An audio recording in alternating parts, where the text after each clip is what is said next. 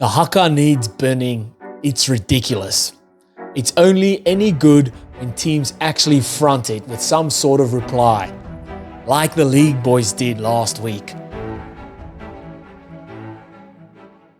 Joe Marler takes to Twitter to share his thoughts on one of rugby's great, if not one of the greatest, biggest traditions in rugby, the New Zealand haka, saying that it's ridiculous, should be binned, and it's only ever any good if the opposite or the opposition team fronts up to it, like the rugby league boys did recently, last week's test match. What do you guys think of this? Let me know in the comments. Let's keep it civil in the comments. Let's talk like adults. Is he having a go here? Is he just having some fun? Is he fishing? What do you guys think? Let me know in the comments. Hit that subscribe while you're there. Let's dive into this one. So yesterday or the day before, Joe Marler took to Twitter. And Joe Marler, before we get it, like, if you've been watching rugby for the past however long, decade, Joe Marler loves a bit of stirring the pot. That's me stirring the pot. I've got a big wooden spoon and a big pot. He loves it. Has done it since he started, forever and ever. Squirting water in people's faces. Tugging on Alan Wynne-Jones's nether regions. What was that? What else has he done recently? When a player when they built the train at the back of a ruck to box kick, he shouted or put his hands on his hips and shouted, "This is boring." Like, he's always been an out there type of person. One of rugby's probably greatest or one of the best personalities in rugby at the moment. So when this came out, when it came out and started making the rounds, my first thought was, haha, that's funny. He's obviously fishing. He's baiting. He's 100% baiting.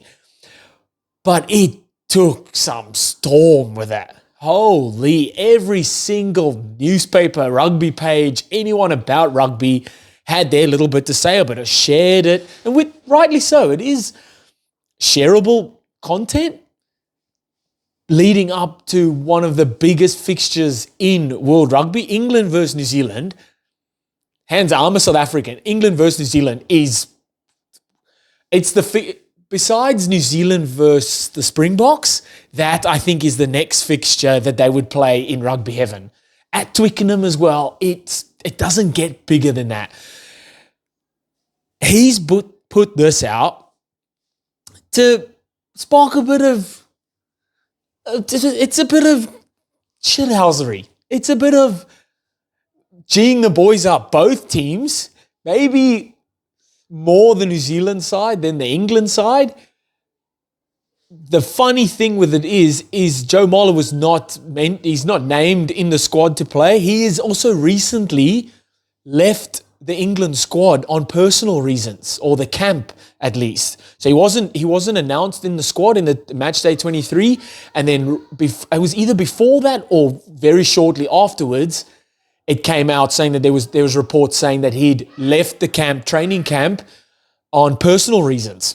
So I'm not too sure what the go is there and whether he's going to be back for the Australian camp or the Australian game, in camp for the Australian game, but he has left camp there.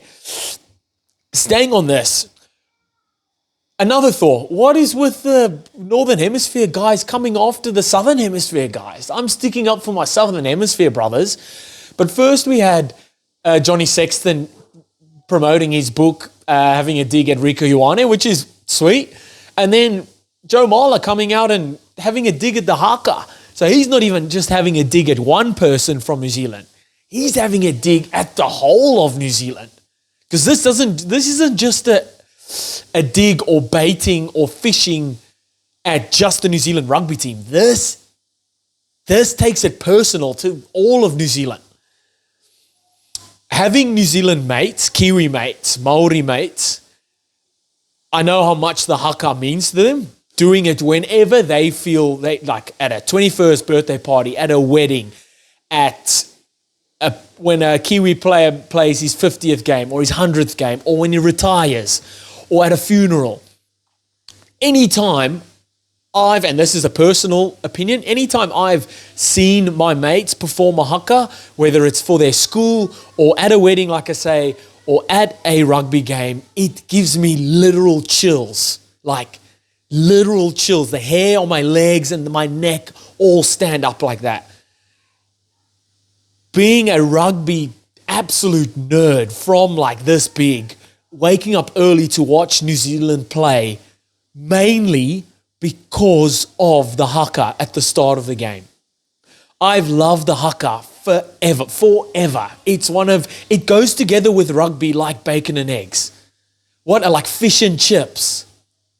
You know what I mean? Like sun and a beer. That's the haka and rugby together. I can't talk too much about the cultural connection that the haka and Kiwi and Maori people have, because yes, I've got Maori mates, but I haven't sat down with them and really got into the crux of it. Yes, it is a war dance performed before battle, and it is laying down the challenge. From what I understand, how you receive that challenge is up to you. Some Kiwis love if you challenge that challenge with a challenge. Others love if you just stand and respect it. So what I've seen in comments and people replying and talking to people, they're torn on that, where some love presenting the challenge with a challenge, and then others like presenting the challenge with just standing there and respecting it. We have seen in Northern Hemisphere especially the Northern Hemisphere, where the haka hasn't really been so nicely received. France have challenged it. England have challenged it. Wales, we all remember that one time where the haka had to be performed inside the changing rooms, where Wales didn't want it, or the Welsh side or Welsh Rugby Union didn't want it out on the field. So there's something about the Northern Hemisphere guys not liking the haka. Yeah. So after that tweet, Joe Marler's done his little bit. I knew all along he's fishing for something here, for sure. His Twitter was deleted, or he cancelled it for a bit, or you could search Joe Marler and nothing would come up. Later on, he's activated his account again and wrote, "Context is everything. Just having a bit of fun, trying to spark interest in a mega rugby fixture. Some wild responses. A fishing emoji. Big love, X." Now look, some of the responses probably were wild. I would say he would have got some nasty threats.